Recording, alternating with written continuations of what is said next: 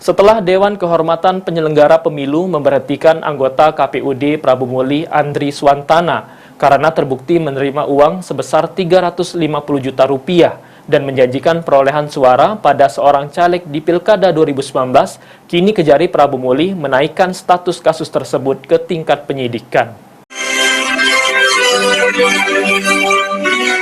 Berdasarkan surat perintah per 8 April 2022, Kejari Prabu Muli mulai menaikkan status dari penyelidikan ke tingkat penyidikan kasus dugaan suap salah satu oknum komisioner KPUD Prabu Muli.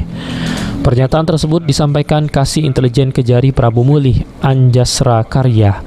Sejak putusan Dewan Kehormatan Penyelenggaraan Pemilu Andri Swantana sudah diberhentikan dari komisioner KPUD Prabu Muli dan kini mulai melakukan penyidikan atas dugaan suap tersebut.